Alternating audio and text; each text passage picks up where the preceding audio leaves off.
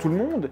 Dans cette vidéo, je vais beaucoup m'appuyer sur l'article que Maxence Wafik a eu la gentillesse d'écrire pour mon blog La Menace Théoriste. Maxence était déjà l'auteur du texte de la vidéo précédente, qui avait pour but de faire une lecture critique des premiers articles où l'équipe de Didier Raoult prétend montrer l'efficacité de son traitement à base d'hydroxychloroquine et d'azithromycine. Nous avons vu que ces deux premières études avaient des défauts si importants qu'il est en réalité impossible d'en tirer la moindre conclusion. Et ce n'est pas juste mon opinion, c'est celle d'un grand nombre de spécialistes, c'est celle de l'Académie nationale de médecine, et c'est même l'avis de l'International Society of Antimicrobial Chemotherapy, qui est la société savante aux commandes de la revue dans laquelle Raoult a publié ses résultats. Cette société explique dans un communiqué officiel que les travaux de l'équipe Raoult ne répondent pas aux critères de qualité normalement requis pour une publication scientifique. Qu'à cela ne tienne, Didier Raoult et son équipe persistent, et s'ils ont raison, c'est une très bonne chose. Et à l'occasion de la visite du président Macron, M. Raoult dévoile les résultats d'une troisième étude non publiée. La presse s'en fait l'écho immédiat. Le protocole de l'IHU de Marseille, nous dit-on, est efficace à 91,7%. Qu'est-ce que ça peut bien vouloir dire, ce chiffre? Avant de creuser, il nous faut poser le contexte. Nous allons nous demander à quel point le Covid-19 est une maladie mortelle, parce que la réponse à cette question nous permettra d'avoir un avis éclairé sur la balance bénéfice-risque. Le Covid-19 a pris possession de notre imagination collective. Tous les jours, nous recevons des informations en surabondance. On nous explique combien la situation est grave, et dans certains services hospitaliers, elle l'est réellement. Mais tous les jours, nous avons droit au décompte des morts. Notre œil est rivé sur la courbe, dans l'espoir de voir un plateau se stabiliser, ce qui indiquera que nous maîtrisons la situation. Mais s'il est vrai que le Covid-19 est plus mortel et plus contagieux qu'une grippe saisonnière, voir cette maladie comme un fléau catastrophique risque de fausser notre jugement.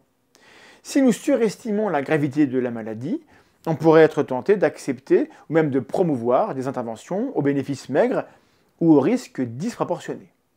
Didier Raoult, c'est mieux que personne qu'il ne faut pas surestimer l'épidémie. Il l'a comparé lui-même aux accidents de trottinette le 17 février.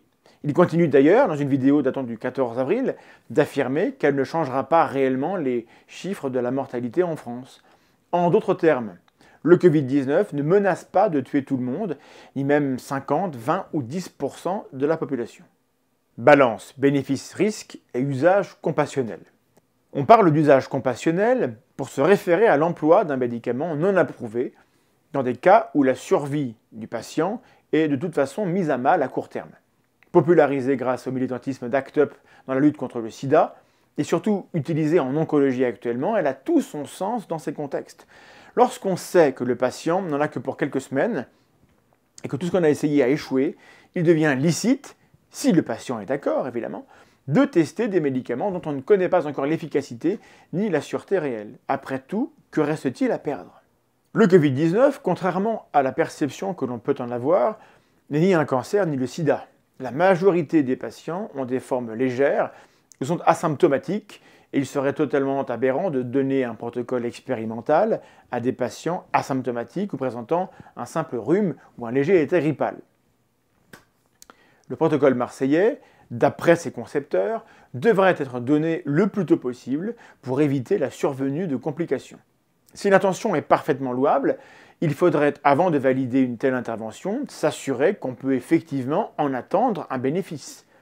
Se focaliser sur l'idée de ne pas attendre d'être en réanimation, mais de commencer à prendre le traitement dès les premiers symptômes, donne une image faussée de l'histoire naturelle de la maladie.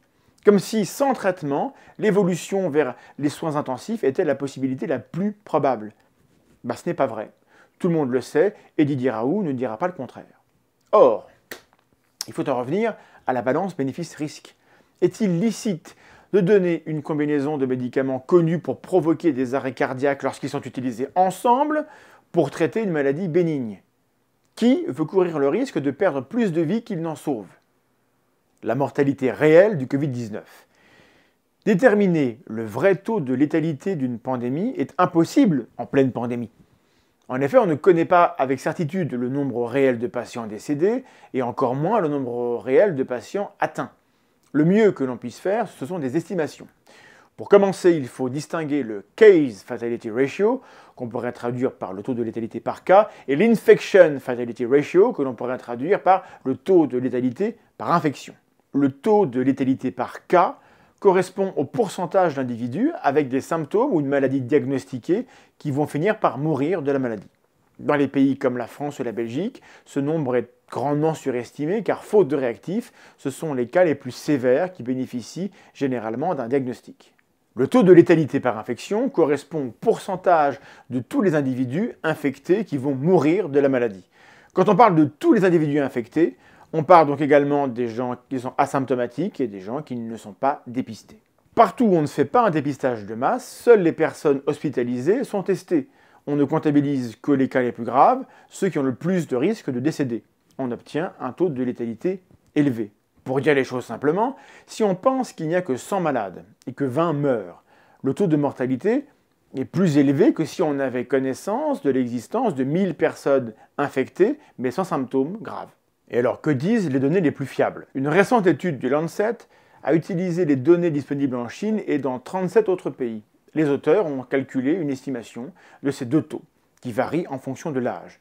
En moyenne, ils rapportent 1,38% pour le taux de létalité par cas et 0,657% pour le taux de létalité par infection. On voit bien que ces chiffres ne sont pas aussi catastrophiques qu'on s'y attend en divisant simplement l'important nombre de décès par le nombre de cas connus. Toutefois, comme nous le rappelle un autre chercheur du Lancet, comparer le Covid-19 à une grippe serait malhonnête, car le Covid-19 est beaucoup plus mortel, et ce dans presque toutes les tranches d'âge. Maintenant que nous avons compris le contexte, nous pouvons nous attaquer à la troisième étude de l'équipe de Didier Raoult. La troisième étude marseillaise. Les résultats. L'étude de l'IHU Marseille se résume à l'heure actuelle à un maigre abstract et un tableau de données. Cette prépublication porte sur 1061 patients âgés en moyenne de 43,6 ans et en légère majorité féminin. Parmi ceux-ci, 91,7% ont obtenu une PCR négative en 10 jours. C'est le fameux chiffre que l'on croise dans les médias, le chiffre qui à lui seul résumerait tout. Continuons. 2,92% des patients ont dû être hospitalisés de manière prolongée, donc plus que 10 jours. 0,94% ont été transférés en soins intensifs et 0,47% sont décédés. Les patients décédés avaient entre 74 et 95 ans. Voilà qui résume ce travail. Analyse critique. Passons rapidement sur le premier constat et le plus important de tous, il n'y a aucun groupe contrôle. Alors un groupe contrôle, ce n'est pas un groupe de patients qu'on laisse crever dans leur coin. C'est un groupe de patients qu'on soigne du mieux possible, mais sans utiliser le traitement particulier qu'on souhaite tester, justement parce qu'on ne sait pas encore s'il améliore ou s'il réduit leurs chances de survie. Aucune comparaison directe est donc possible, et nous sommes bien embêtés pour faire quelque chose du chiffre réellement important de cette étude, qui est celui du taux de létalité. Le 0,47%, on ne sait pas ce qu'il veut dire quant à l'efficacité des molécules préconisées. Et nous sommes contraints de le comparer à ce qui se passe ailleurs en France et dans le monde. Or, dans un tweet, Didier Raoult se vante d'avoir à Marseille le taux de dépistage le plus élevé du monde. En pratique, il a donc accès à une partie beaucoup plus large de l'iceberg, celle des cas les moins sévères, voire les asymptomatiques, qui seraient passés entre les mailles du filet ailleurs. Il est donc parfaitement logique, c'est mathématique, que la mortalité soit plus faible, voire beaucoup plus faible à Marseille qu'ailleurs. Le 12 avril, il tweete encore et se réjouit d'avoir un taux de létalité 2 fois plus faible qu'ailleurs. Le taux de létalité dont M. Raoult parle dans son tweet est le taux de létalité par cas, qui justement dépend beaucoup du niveau de dépistage, ce qu'il ne précise pas. Alors soit Didier Raoult l'ignore, et alors sa compétence est inférieure à la mienne, ce qui n'est pas l'hypothèse la plus solide, soit Didier Raoult ne l'ignore pas, et il fait le choix délibéré de nous raconter une histoire qui lui donne le beau rôle en occultant une partie du réel qui ne colle pas avec ses prétentions. À Marseille, on aboutit à 0,47% de létalité avec un échantillon contenant en majorité des personnes de moins de 60 ans. L'étude de Verity et collaborateurs, publiée le 30 mars dans The Lancet, dresse un bilan des résultats obtenus en Chine avant qu'on parle du protocole Raoult. Chez eux, les moins de 60 ans ont un taux de létalité de 0,32%. La commune allemande de Gangelt rapporte un taux de létalité de 0,37%. Alors, en l'absence de groupe contrôle, il faut conclure que les 0,47% de mortalité des patients traités avec ce protocole correspond à ce qu'on attend sans protocole. Il n'y a pas de raison de penser qu'il y ait une différence à l'heure actuelle. Rien. Au niveau virologique, nous rappellerons l'étude de Liu qui montrait que sans traitement, 90% des formes modérées avaient une PCR négative dans les 10 jours suivant l'apparition des symptômes. C'est exactement le même résultat que dans l'étude Raoult avec les 91,7%. Mais en fait, c'est pire que ça. Parce qu'en réalité, chez les patients traités à Marseille, il se passe en moyenne 6,4 jours entre le début des symptômes et le début du traitement. Cela signifie que le jour 10 de l'étude correspond en moyenne au jour 16 des symptômes, soit bien après les 90% de négativité décrits par Liu. On aurait donc pu s'attendre à des résultats encore meilleurs, mais ce n'est pas ce que nous constatons. En outre, le fait que les patients aient attendu en moyenne 6,4 jours entre le premier symptôme et le début des traitements permet de relativiser l'affirmation souvent entendue selon laquelle il faudrait utiliser le protocole marseillais dès le tout début de la maladie pour éviter les complications. Ce qu'on voit dans les données, c'est que les patients dont l'état a empiré n'ont pas reçu le traitement plus tard que ceux qui ont guéri. 5,9 jours pour ceux qui ont mal évolué, 6,5 pour ceux qui ont guéri. La différence n'est pas significative. Ces résultats suggèrent donc que commencer ce protocole plus tôt n'a pas d'impact sur l'évolution des patients, contrairement à ce qui est souvent asséné. Aucune analyse statistique digne de ce nom. Les statistiques sont très mauvaises et à ce sujet je vous renvoie vers l'article de Maxence qui explique pourquoi, décidément, cette étude ne nous renseigne pas sur ce qu'il se passe. Je soulignerai seulement que nous n'avons aucune information sur les critères d'inclusion, alors que seuls 1061 patients sont pris en compte sur 3155 patients positifs passés à l'IHU Marseille durant l'étude. Pourquoi les 2000 autres patients n'ont-ils pas été inclus?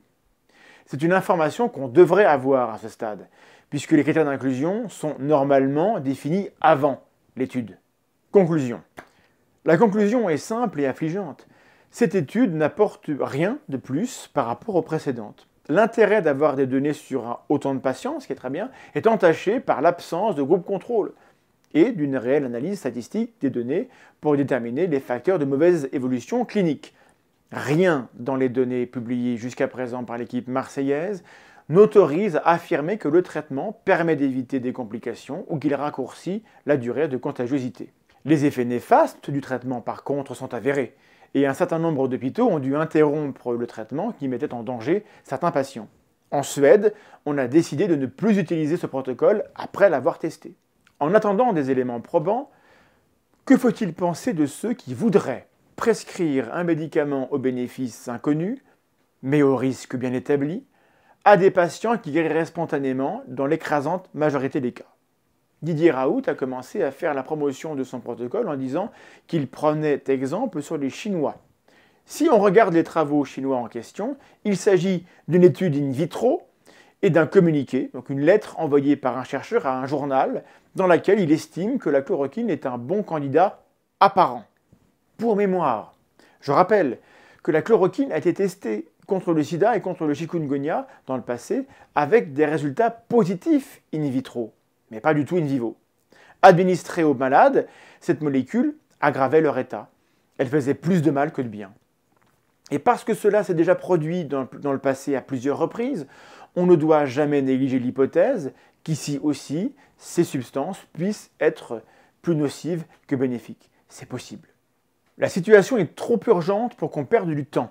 Le travail des instituts de recherche, c'est de produire des connaissances pour que les médecins du monde entier fassent les choix les mieux éclairés dans le soin à apporter aux gens qui, en ce moment, tombent malades et qui méritent qu'on travaille dur et proprement pour leur assurer les meilleures chances. Ceux qui nous disent depuis des semaines qu'ils connaissent la réponse avant qu'on ait des données fiables ont créé la confusion. Ils ont ralenti la recherche, car les patients ont légitimement refusé qu'on leur donne autre chose que le remède censé les sauver. Ils ont occulté les autres pistes explorées par des chercheurs qui passent plus de temps dans leur laboratoire et auprès des patients que dans les médias ou sur leur chaîne YouTube. Ceux qui prétendent qu'ils peuvent savoir avant qu'un test sérieux l'ait démontré, nous baratinent ou se mentent à eux-mêmes, ou les deux.